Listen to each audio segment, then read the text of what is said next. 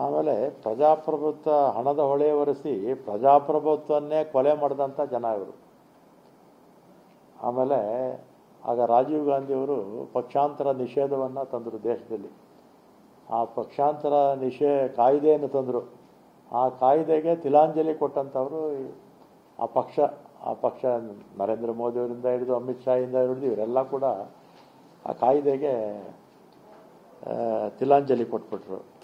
ಇದು ಭ್ರಷ್ಟಾಚಾರದ ಗಂಗೋತ್ರಿ BJP ಪಕ್ಷ.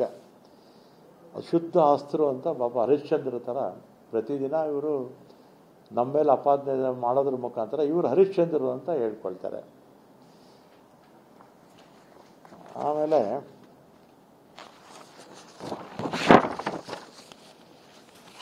ಆಗ ಗುತ್ತಿಗೆದಾರರ ಸಂಘ 40% ಕಮಿಷನ್ ಆರೋಪ ಮಾಡಿ ಪ್ರಧಾನಮಂತ್ರಿಗೆ ಪತ್ರ ಬರೆದಿದ್ದರು. ಈ ಕಮಿಷನ್ ಹಣವನ್ನು ಯಾವ ರಾಜ್ಯಗಳಲ್ಲಿ ಆಗ ಚುನಾವಣೆ ಆಯಿತು ಅವ್ರಿಗೆ ಕಳಿಸಿದ್ರಿ ಅಂತ ಈ 4 ಜನಕ್ಕೆ ಒಂದು ಪ್ರಶ್ನೆ ಕೇಳ್ತೀನಿ. ನಮ್ಮ ಸರ್ಕಾರ ಬಂದ ಮೇಲೆ 5 ಗ್ಯಾರಂಟಿಗಳ ಮುಖಾಂತರ ರಾಜ್ಯದ ಜನತೆಗೆ 52,000 ಕೋಟಿ ಕೊಡುವಂಥ ಕೆಲಸವನ್ನು ನಾವು ಮಾಡ್ತಾಯಿದ್ದೀವಿ.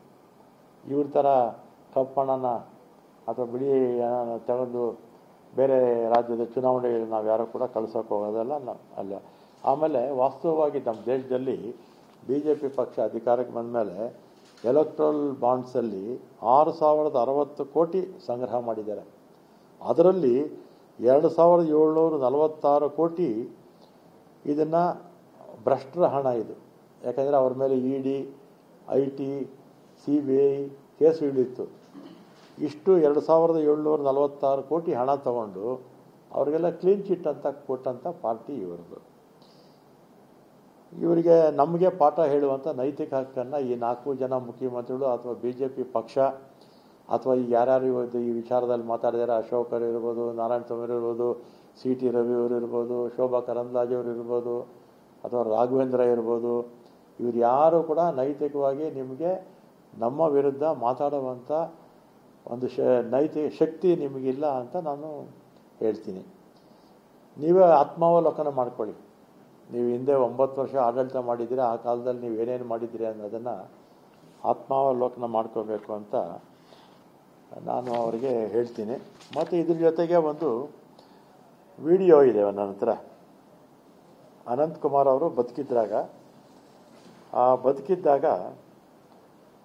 ಯಡಿಯೂರಪ್ಪ ಅವರು ಮತ್ತು ಅನಂತಕುಮಾರ್ ಅವರು ಮಾತಾಡ್ತಾ ಇದ್ದಾರೆ. ಇದನ್ನು ನಿಮಗೂ ಕಳಿಸ್ತೀನಿ ಮಾಧ್ಯಮದವರಿಗೆ. ದೆಹಲಿಗೆ ಹಣ ಕೊಟ್ಟಿರೋದ್ರ ಬಗ್ಗೆ ಅನಂತಕುಮಾರ್ ಅವರು ಮತ್ತು ಯಡಿಯೂರಪ್ಪ ಅವರು 1,000 ಕೋಟಿ ಕೊಟ್ಟಿದ್ದೀವಿ ಅಂತ ಹೇಳ್ತಾರೆ. ಅದಕ್ಕೇನು ಲೆಕ್ಕ ಬರೆದಿಟ್ಕೊಳ್ಳೋಕ್ಕಾಗುತ್ತಾ? ಇಂತೆಲ್ಲ ಮಾತಾಡಿರ್ತಕ್ಕಂಥ ವಿಡಿಯೋನ ಇವತ್ತು ನಿಮಗೆ ಮಾಧ್ಯಮಗಳ ಮುಖಾಂತರ ಹಳೆಯ ವಿಡಿಯೋನ ನಿಮಗೆಲ್ಲ ಕೂಡ ಕೊಡ್ತೀನಿ. BJP ಪಕ್ಷದಲ್ಲಿ ಯಾವುದೋ ಒಂದು ಕಾರ್ಯಕ್ರಮ ಆಗ್ತಾ ಇರುತ್ತೆ, ಆಗ ಅವರಿಬ್ಬರು ಕೂಡ ಮಾತಾಡ್ತಾ ಇರ್ತಕ್ಕಂಥದ್ದು, ಯಡಿಯೂರಪ್ಪನವರು ಮತ್ತು ಅನಂತಕುಮಾರ್ ಅವರು. ಅಂದರೆ 6-7 ವರ್ಷದ ಹಳೆಯ ಕಥೆ ಇದು. ಇದನ್ನು ಕೂಡ ಕಳಿಸ್ತೀನಿ, ನಿಮಗೆಲ್ಲ ಕಳಿಸ್ತೀನಿ. BJP ಅವರು ಯಾರ್ಯಾರು ಇವತ್ತು ಮಾತಾಡಿದಾರಲ್ಲ, ಬಿಹಾರ ಚುನಾವಣೆಗೆ ಕಾಂಗ್ರೆಸ್ ಪಕ್ಷ ಹಣ ಕಲೆಕ್ಟ್ ಮಾಡಿದೆ ಅಂತ, ಅವರು ಇದಕ್ಕೆ ಉತ್ತರ ಕೊಡಲಿ.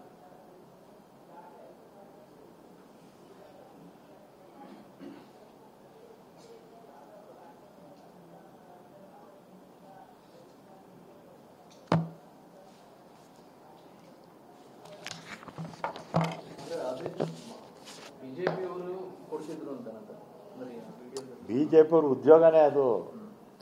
2008ರಿಂದ 13ವರೆಗೂ ಮತ್ತು 19ರಿಂದ 23ವರೆಗೂ ಏನೇನು ನಮ್ಮ ರಾಜ್ಯದಿಂದ ಲೂಟಿ ಮಾಡಿದ್ರು ಅದನ್ನೆಲ್ಲ ಕೂಡ ತಗೊಂಡೋಗಿ ಬೇರೆ ಬೇರೆ ರಾಜ್ಯಗಳು BJP ಪಕ್ಷ ಅಂದರೆ ನಮ್ಮ ರಾಜ್ಯದಲ್ಲಿ, ನಮ್ಮ ದೇಶದಲ್ಲಿ ಯಾವ್ಯಾವ ರಾಜ್ಯಗಳಲ್ಲಿ ಚುನಾವಣೆ ಆಗ್ತಿತ್ತಲ್ಲ ಅಲ್ಲಿಗೆ BJP ಅಭ್ಯರ್ಥಿಗಳಿಗೆ ಯಾರ ಮುಖಾಂತರನೋ ಕೊಡ್ತಾಯಿದ್ರು, ಪಕ್ಷದ ಮುಖಾಂತರನೋ ಅಥವಾ ಇವರು ಹೇಳಿದವ್ರು ಕಳಿಸ್ತಾಯಿದ್ರು, ಮಾಡ್ತಾಯಿದ್ರು.